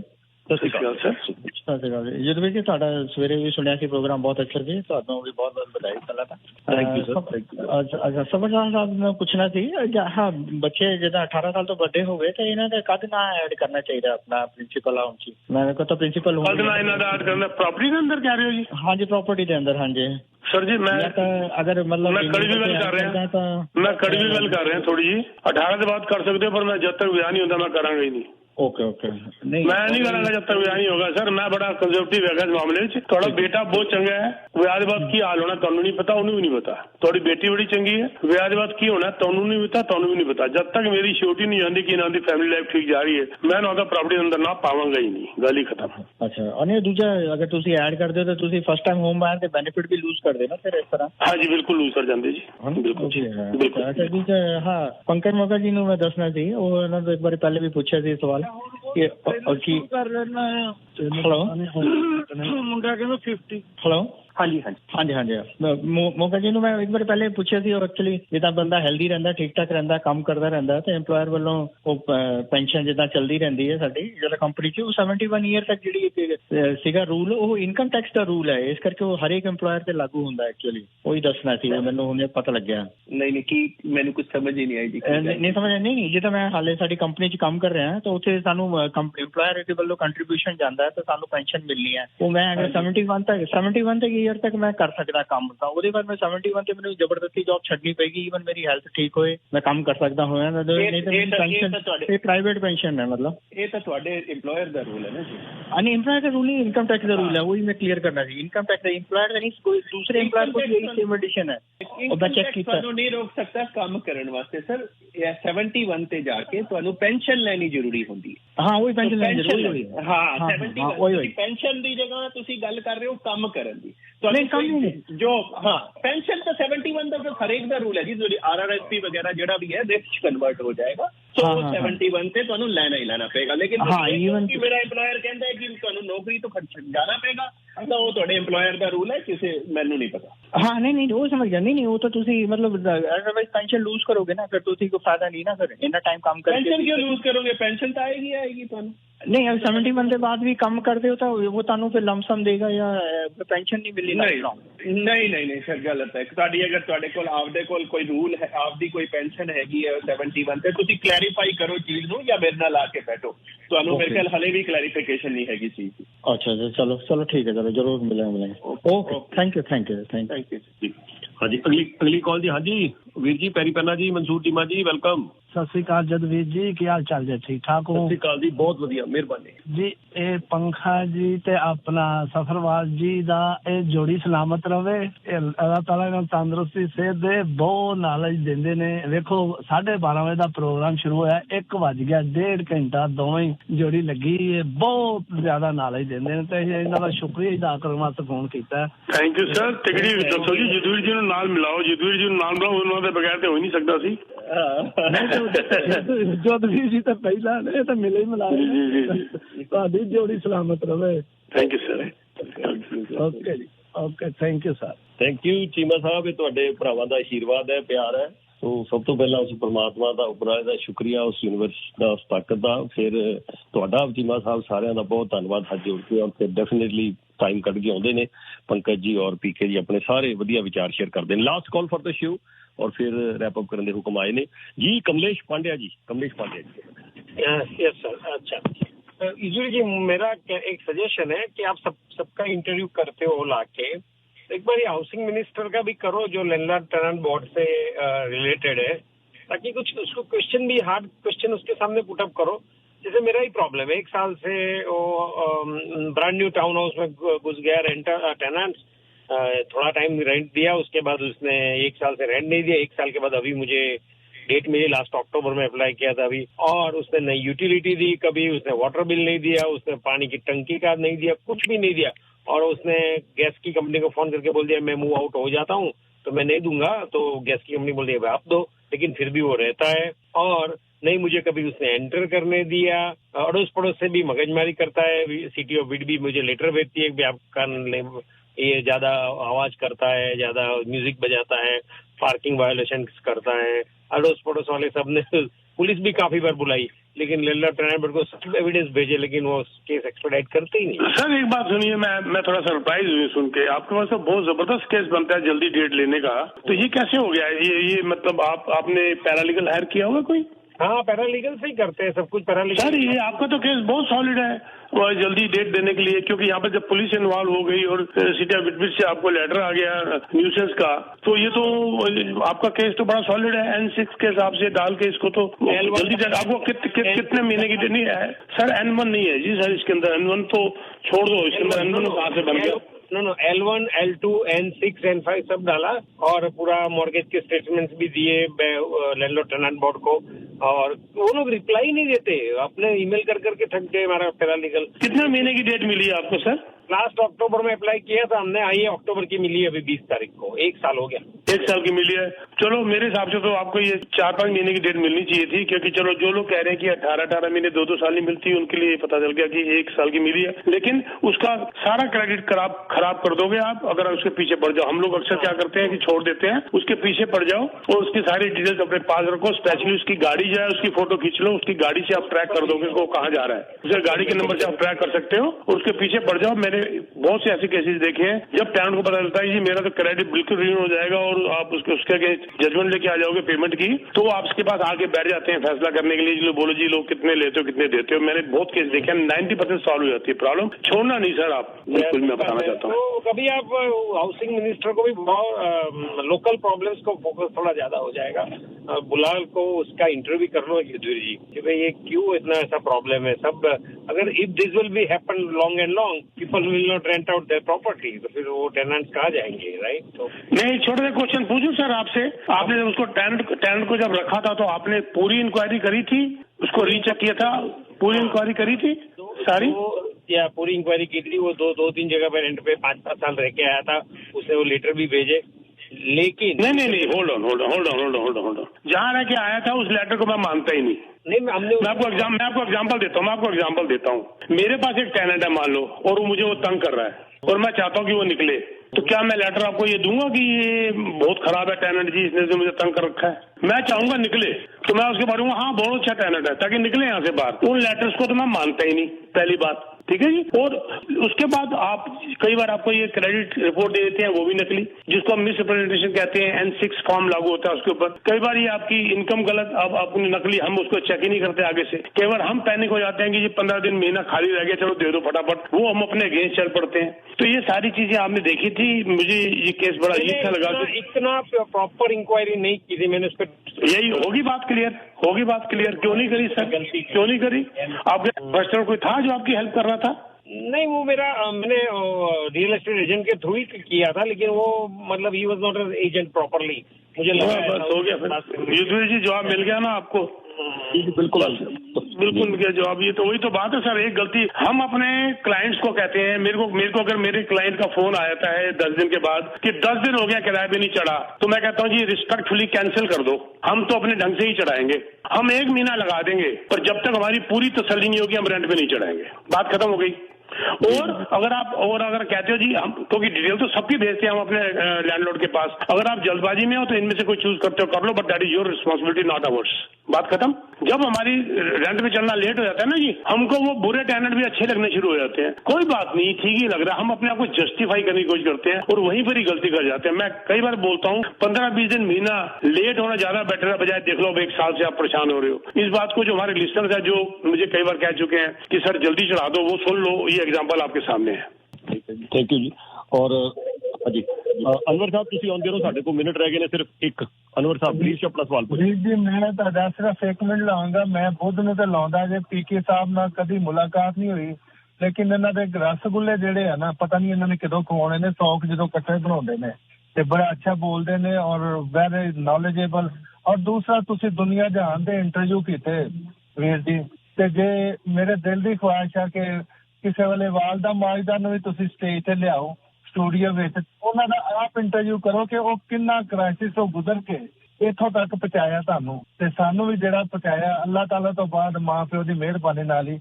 ਅਗਰ ਮੇਰੀ ਇਹ ਹੰਬਲ ਰਿਕੁਐਸਟ ਆ, ਕੋਈ ਦਿਨ ਜਦੋਂ ਤੁਹਾਡੇ ਵਾਈ ਮੀਡੀਆ ਦੀ ਸੈਰਮਨੀ ਹੋਵੇ ਨਾ ਸਾਲਾਨਾ, ਤੇ ਅੰਮੀ ਜੀ ਨੂੰ ਬਿਠਾਵੋ ਇੱਥੇ ਤੇ ਉਹਨਾਂ ਦਾ ਇੰਟਰਵਿਊ ਜਾਂ ਉਹ ਤੁਹਾਡਾ ਕਰਨ ਜਾਂ ਤੁਸੀਂ, ਕੋਈ ਗੱਲ ਹੈ, ਤੇ ਮੈਨੂੰ ਬੜਾ ਮਜ਼ਾ ਆਏਗਾ। ਤੇ ਬਹੁਤ ਬਹੁਤ ਸ਼ੁਕਰੀਆ, ਥੈਂਕ ਯੂ। ਠੀਕ ਹੈ ਜੀ, ਥੈਂਕ ਯੂ। ਬੜੀ ਵਧੀਆ ਤੁਸੀਂ ਗੱਲ ਕਹੀ ਹੈ, ਬਹੁਤ ਜ਼ਰੂਰ ਕਰਾਂਗੇ ਸਰ, ਬਹੁਤ ਮਿਹਰਬਾਨੀ। Thank you sir, thank you. Tejinder ਜੀ 30 ਸੈਕਿੰਡ। ਤੇਜਿੰਦਰ ਜੀ 30 ਸੈਕਿੰਡ। ਹਾਂਜੀ ਸਰ, ਸਤਿ ਸ਼੍ਰੀ ਅਕਾਲ। 2 ਸਵਾਲ ਨੇ ਜੀ, ਕੁਇਕਲੀ ਆਨਸਰ ਹੋ ਜਾਣ।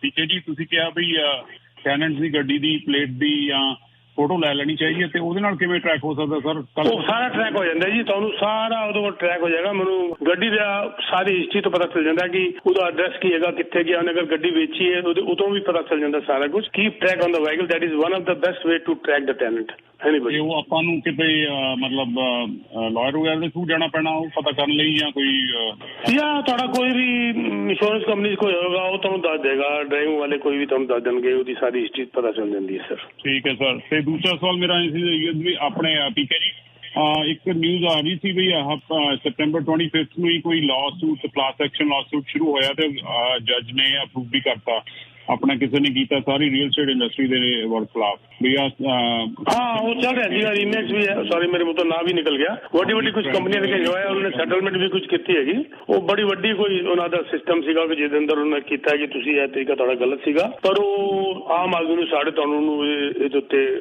ਕੋਈ ਅਸਰ ਨਹੀਂ ਹੋ ਰਿਹਾ। That is a different thing all together.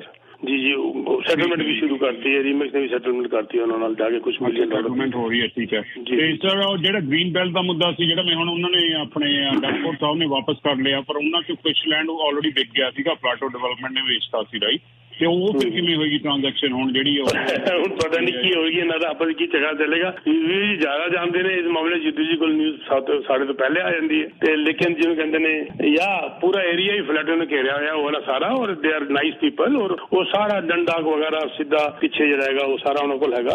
ਤੇ ਅੱਗੇ ਕੀ ਹੋਇਆ ਕਿਸ ਤਰ੍ਹਾਂ ਨਹੀਂ ਹੋਇਆ, who was right who was wrong, we don't know anything. ਕੀ ਹੋਏਗਾ ਫੈਸਲਾ ਹੁਣ ਹੀ ਜਾਣਗੇ ਸਰ। ਮੇਰਾ ਕਹਿਣ ਦਾ ਮਤਲਬ ਜਿਹੜਾ ਸੇਲ ਹੋ ਗਿਆ ਸੀਗਾ ਲੈਂਡ 25%, ਉਹ ਫਿਰ ਹੁਣ ਸੇਲ ਥਰੂ ਹੋਏਗੀ ਜਾਂ ਉਹ ਕੈਂਸਲ ਹੋਏਗੀ? ਜਿਹੜੇ ਦੋਨੋਂ ਸਰ ਕਿਸ ਤਰ੍ਹਾਂ ਕਰਨਗੇ, ਡਾਕਟਰ ਸਾਹਿਬ ਤੇ ਬੈਕ ਸੀਟ ਲੈ ਬੈਠੇ ਨੇ ਇਸ ਵਕਤ, ਫੋਰਡ ਸਾਹਿਬ ਹੁਣ ਕਿਸ ਤਰ੍ਹਾਂ ਫੈਸਲਾ ਕਰਨਗੇ, ਕੀ ਕਰਨਗੇ, ਆਈ ਡੋਂਟ ਨੋ। ਇਹ ਕੋਈ ਈਜ਼ੀ ਆਂਸਰ ਨਹੀਂ ਹੈ ਸਰ ਇਸ ਗੱਲ ਦਾ, ਹੈ ਤੇ ਬੜਾ ਸਾਰਾ ਸਿਸਟਮ ਦੇਖਣਾ ਪਏਗਾ, ਕਿਉਂਕਿ ਇਹ ਗੱਲ ਉੱਥੇ ਤੱਕ ਜਾ ਚੁੱਕੀ ਹੈ। ਯੁਧਵੀਰ ਜੀ ਦਾ ਇਸ ਬਾਰੇ ਕਦੀ ਕਰਨਾ ਕੁਝ ਕਲੀਅਰ ਕਰਨਾ ਇਸ ਗੱਲ ਨੂੰ ਜਰਾ ਥੋੜਾ ਜਿਹਾ ਸਰ। ਉਹਨਾਂ ਨੇ ਕਹਿਤਾ ਵੀ ਜਿਹੜੀ ਵੀ ਨੈਕਸਟ ਟਾਈਮ ਗੱਲ ਕਰ ਲਾਂਗੇ, ਜਿਹੜੀ ਵੀ ਕੋਈ ਟ੍ਰਾਂਜੈਕਸ਼ਨ ਹੈ ਉਹ ਹੁਣ ਵੈਲਿਡ ਨਹੀਂ ਰਹੇਗੀ, ਕਿਉਂਕਿ ਇਹਨਾਂ ਨੇ ਸਾਰਾ ਕੁਝ ਕੈਂਸਲ ਕਰ ਦਿੱਤਾ ਹੈਗਾ ਜੀ। ਸਾਰੀ ਜ਼ਮੀਨ ਜਿਹੜੀ 7400 ਏਕੜ ਹੈ ਉਹ ਸਾਰੀ ਦੀ ਸਾਰੀ ਜਿਹੜੀ ਓਪਨ ਅਪ ਕਰਨ ਦੀ ਗੱਲ ਹੋ ਰਹੀ ਸੀ ਉਹ ਸਾਰੀ ਖਤਮ ਹੋ ਗਈ ਹੈ। ਹੁਣ ਕੋਈ ਜ਼ਮੀਨ ਓਪਨ ਨਹੀਂ ਹੋਏਗੀ ਫਿਲਹਾਲ। ਆਪੋਜੀਸ਼ਨ ਹਾਲਾਂਕਿ ਮੰਨ ਨਹੀਂ ਰਹੀ, ਉਹ ਕਹਿੰਦੇ ਇਹਦੀ ਪਬਲਿਕ ਇਨਕੁਆਇਰੀ ਕਰੋ। ਅੱਜ ਸਵੇਰੇ ਟੋਰਾਂਟੋ ਸਟਾਰ ਦੇ ਐਡੀਟੋਰੀਅਲ ਬੋਰਡ ਨੇ ਗ੍ਰੀਨ ਪਾਰਟੀ ਨੇ ਅੱਜ ਇੰਡੋਰਸ ਕਰ ਲਿਆ, ਉਹਨਾਂ ਨੇ ਇਕੱਠਾ ਆਵਾਜ਼ ਉਠਾਤੀ ਹੈ। ਟੋਰਾਂਟੋ ਸਟਾਰ ਦਾ ਮਤਲਬ ਮੀਡੀਆ ਵੀ ਨਾਲ ਮਿਲ ਗਿਆ ਤੇ ਪੋਲੀਟੀਕਲ ਪਾਰਟੀ ਵੀ ਨਾਲ ਮਿਲ ਗਈ ਹੈ। ਉਹ ਮੰਗ ਕਰ ਰਹੇ ਕਿ ਇਹਦੀ ਪਬਲਿਕ ਇਨਕੁਆਇਰੀ ਕੀਤੀ ਜਾਵੇ, ਦੇਖੋ ਕੀ ਹੁੰਦਾ। ਬਟ ਸਰ ਮੈਨੂੰ ਲੱਗਦਾ ਫਿਰ ਜਿਹੜਾ ਡੈਫੋਰਡ ਸਾਹਿਬ ਨੇ ਸਟੈਪ ਲਿਆ ਵੀ ਇਹਨੂੰ ਵਾਪਸ ਕਰਨ ਦਾ, ਉਹਦੇ ਨਾਲ ਕੋਈ ਉਹਨਾਂ ਦੀ ਇਮੇਜ ਵਗੈਰਾ ਤਾਂ ਠੀਕ ਹੋਈ ਨਹੀਂ, ਫਿਰ ਇਦੋਂ ਬੈਟਰ ਡਟੇ ਹੀ ਰਹਿੰਦੇ ਚਾਹੇ ਹੁਣ ਬਈ ਜਿਹੜਾ ਮੈਂ ਫੈਸਲਾ ਲੈ ਨਹੀਂ। ਇਮੇਜ ਪਹਿਲਾਂ ਨਾਲੋਂ ਥੋੜੀ ਠੀਕ ਹੋ ਗਈ ਵੀ ਚਲੋ ਐਟਲੀਸਟ ਮੰਨ ਤਾਂ ਗਏ ਨੇ ਨਾ। ਬਾਕੀ ਆਪਾਂ ਪੋਲੀਟੀਕਲ ਗੱਲ ਫਿਰ ਹੁਣੇ ਕਰਦੇ ਹਾਂ, ਜਰਾ ਦਿਓ 5 ਮਿੰਟ ਤੇ ਮੈਂ ਜਿਹੜਾ ਰੈਪ ਕਰ ਲਵਾਂ। ਠੀਕ ਹੈ, thank you. Good question, thank you. ਇਜਾਜ਼ਤ ਇੱਥੇ ਲਵਾਂਗੇ, ਬਾਕੀ ਕਾਲਰ ਤੋਂ ਪਲੀਜ਼ ਮੈਨੂੰ ਪਤਾ ਕਾਲਸ ਤੁਹਾਡੀਆਂ ਲਗਾਤਾਰ ਆਈ ਜਾ ਰਹੀਆਂ। ਆਪਾਂ ਅਗਲੇ ਵੈਂਸਡੇ ਫਿਰ ਹਾਜ਼ਰ ਹੈਗੇ ਆ, ਪੀਕੇ ਜੀ ਪੰਕਜ ਜੀ ਨਾਲ ਡਿਟੇਲ 'ਚ ਗੱਲ ਕਰਾਂਗੇ। ਅੱਜ ਦੇਖੋ 1.5 ਘੰਟਾ ਹੋ ਗਿਆ ਆਲਮੋਸਟ ਸਾਨੂੰ, ਸੋ ਅਗਲੇ ਵੈਂਸਡੇ ਫਿਰ ਇਸ ਤਰ੍ਹਾਂ ਗੱਲ ਕਰਾਂਗੇ। ਮੈਂ ਮਾਫੀ ਚਾਹਾਂਗਾ, ਨਹੀਂ ਤਾਂ ਫਿਰ ਸਾਡਾ ਫਿਰ 2-3 ਵਜੇ ਤੱਕ ਚੱਲਦਾ ਰਹੇਗਾ। ਪੀਕੇ ਜੀ ਨੇ ਖਾਣਾ ਵੀ ਨਹੀਂ ਖਾਧਾ ਹੁਣ ਅੱਜ ਤੱਕ। ਪੰਕਜ ਜੀ 11:30 ਦੇ ਸਾਡੇ ਨਾਲ ਨੇ, ਇਹਨਾਂ ਦਾ ਅਸੀਂ ਬਹੁਤ ਧੰਨਵਾਦ ਕਰਦੇ ਹਾਂ ਸਰ। ਇਸੀ ਬਾਰੇ ਸਿਹਤ ਚੰਗੀ ਹੋ ਰਹੀ ਹੈ ਨਾ, ਪਾਣੀ ਪੀ ਕੇ ਚੱਲ ਰਹੇ ਹਾਂ,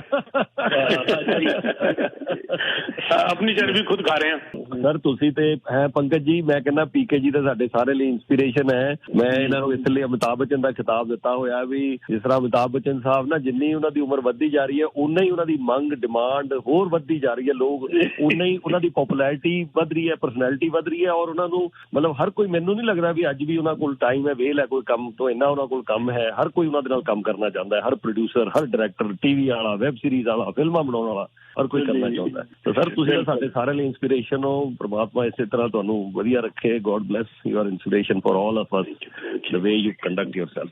ਪਰ ਪੀਕੇ ਜੀ ਜਾਣ ਤੋਂ ਪਹਿਲਾਂ phone number and anything else you want to add please. ਬਸ ਮੈਂ M6 ਦੇ ਬਾਰੇ ਗੱਲ ਕਰਾਂਗਾ। ਜਸਟ ਜਿਹੜੇ ਤੁਹਾਨੂੰ ਕੈਸ਼ਬੈਕ ਜਾਂ ਕੁਝ ਮਿਲ ਰਿਹਾ ਹੈ, ਕੋਈ ਕੁਝ ਦੇ ਰਿਹਾ ਹੈ, ਕੋਈ ਕੁਝ ਦੇ ਰਿਹਾ ਹੈ, ਕੋਈ ਸੋਨਾ ਦੇ ਰਿਹਾ ਹੈ, ਕੋਈ ਚਾਂਦੀ ਦੇ ਰਿਹਾ ਹੈ ਜਾਂ ਕੋਈ ਟ੍ਰਿਪ ਦੇ ਰਿਹਾ ਹੈ, ਇਹ ਸਾਰੀ ਗੱਲਾਂ ਮੈਂ ਬੀਟ ਕਰ ਦਿਆਂਗਾ। ਮੈਂ ਤੁਹਾਨੂੰ ਦੱਸ ਦਿਆਂ ਕਿ ਤੁਸੀਂ ਸਾਡੇ ਕੋਲ ਆਉਂਦੇ ਹੋ, ਅਸੀਂ ਤੁਹਾਨੂੰ ਇੰਨੇ ਜ਼ਿਆਦਾ ਇਨਸੈਂਟਿਵਸ ਜਾਂ ਬੈਨੀਫਿਟ ਦਿੰਦੇ ਹਾਂ that comes to around $25,000 to $30,000। 25 ਤੋਂ 30,000 ਤੱਕ ਇਹ ਚਲੇ ਜਾਂਦੇ ਨੇ ਜਾਂ ਸਾਰੇ ਇੰਟਰਨਸ਼ਿਪਸ। ਮੈਂ ਔਨ 에ਅਰ ਡਿਕਲੇਅਰ ਨਹੀਂ ਕਰਾਂਗਾ, ਤੁਹਾਨੂੰ ਪਰਸਨਲੀ ਮਿਲੋ, ਮੈਂ ਤੁਹਾਨੂੰ ਸਮਝਾ ਦਿਆਂਗਾ। Any nobody can match it, nobody can match it. ਤੇ ਸਾਡੇ ਕੋਲ ਯੂਨਿਟ ਹੱਥ 'ਚ ਪਏ ਨੇ, ਤੁਹਾਡੀ ਚੋਇਸ ਦਾ ਯੂਨਿਟ ਤੁਹਾਡੇ ਹੱਥ 'ਚ ਪਕੜਾ ਦਿਆਂਗੇ, ਤੁਹਾਨੂੰ ਦੇ ਦਿਆਂਗੇ।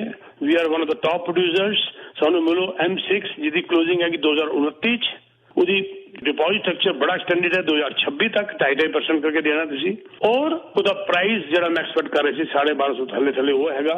ਐਂਡ ਲੋਕੇਸ਼ਨ ਦਾ ਪਤਾ ਹੀ ਹੈ ਸਾਰਿਆਂ ਨੂੰ, prime location of ਮਿਸਾਗਾ near Square 1।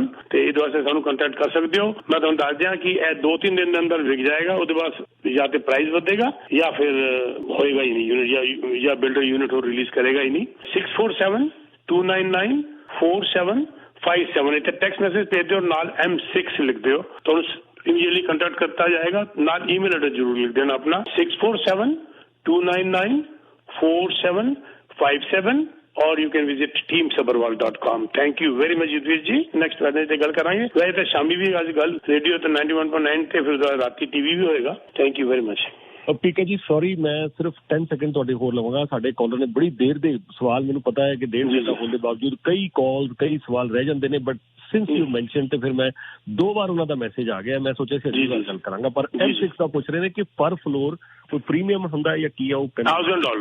$1,000 floor ਪਰ ਫਲੋਰ ਪ੍ਰੀਮੀਅਮ ਹੈਗਾ। ਮੈਂ ਨਾਲ ਇਹ ਵੀ ਦੱਸ ਦਿਆਂ, ਕੁਝ ਫੇਸਿੰਗ ਐਵਰੇਜ ਨੇ ਜਿਹਦੇ ਤੇ ਤੁਹਾਨੂੰ ਉੱਤੇ ਜ਼ਿਆਦਾ ਜਾਣ ਦੀ ਲੋੜ ਨਹੀਂ ਹੈ। ਕੁਝ ਫੇਸ ਐਵਰੇਜ ਹੈਗੇ ਨੇ ਜਿਹਦੇ ਅੰਦਰ ਤੁਹਾਨੂੰ ਉੱਤੇ ਜਾਣ ਦੀ ਲੋੜ ਹੈ। ਮੈਂ ਬੜੇ ਸਿਲੈਕਟਿਵ ਯੂਨਿਟ ਆਪਣੇ ਕੋਲ ਰੱਖੇ ਨੇ ਔਰ ਆਈ ਵਿਲ ਜਸਟੀਫਾਈ ਈਚ ਫਲੋਰ। और नाल है दस देंगे इस फ्लोर तक तुहानू की नजर आ रहा है, इस फ्लोर तो की नजर आएगा और इस फ्लोर तो की नजर आएगा, और क्यों मैं जस्टिफाई कर रहा मैं उत्ते नहीं जा रहा, और क्यों मैं जस्टिफाई कर रहा कि उत्ते मैं जा रहा। बड़ी चंगी तरह जस्टिफाई मैं कर देंगा ते मैनू मिल लो। तो यस पर फ्लोर 1000 है, लेकिन एक लैवल के बाद फिर वो प्रीमियम एक झटके नाल लग जाता है, वो अलग हैगा। और मैं बड़ी सिंपल गल है जी, you are in safe hand. बस थोड़ा इंटरेस्ट मेरा इंटरेस्ट है, तुसीं कमाओगे तो मैं अगे चलांगा, तो मैं चल ही नहीं सकता। ਸਿੰਪਲ। ਬਾਕੀ ਡਿਟੇਲ ਦੇ ਵਿੱਚ ਸੁਖਵਿੰਦਰ ਸਾਹਿਬ ਆਈ ਥਿੰਕ ਪਰ ਫਲੋਰ ਪ੍ਰੀਮੀਅਮ ਦਾ ਤੁਸੀਂ ਪੁੱਛਿਆ ਸੀ, ਉਹ ਤੁਹਾਨੂੰ ਆਨਸਰ ਮਿਲ ਗਿਆ। ਬਾਕੀ ਸੁਖਵਿੰਦਰ ਸਾਹਿਬ ਡਿਟੇਲ ਕੋਈ ਵੀ ਫਿਰ ਵੀ ਕੋਈ ਫਲੋਰ ਕਿਹੜਾ ਫਲੋਰ ਜਾਣਾ, ਕਿੱਦਾਂ ਕਰਨਾ, ਜਿੱਦਾਂ ਉਹਨਾਂ ਦੱਸਿਆ, ਕਿੱਥੋਂ ਕੀ ਨਜ਼ਰ ਆ ਰਿਹਾ ਹੋਵੇ ਉਹ ਵੀ ਦੱਸਣਗੇ। ਸੋ ਬਹੁਤ ਸਾਰੀਆਂ ਚੀਜ਼ਾਂ ਹੁੰਦੀਆਂ, ਪੀਕੇ ਸਾਹਿਬ ਨਾਲ ਸੰਪਰਕ ਕਰ ਲਓ। ਸਰ ਸਿਰਫ ਫੋਨ ਨੰਬਰ ਇੰਗਲਿਸ਼ ਪੰਜਾਬੀ। ਹਾਂਜੀ थैंक यू। मैं नाल भी दस देंगे धुप थोड़े अपार्टमेंट के अंदर कितने बजे आएगी और कितने बजे जाएगी, यह भी दस देंगे नाल ही। जी सर, जी सर, ठीक है ना। 647-299-4757 647-299-4757 और you can visit teamsabarwal.com। Thank you very much, Yudhvir ji. teamsabarwal.com। Thank you so much, PK ji. Have a wonderful day.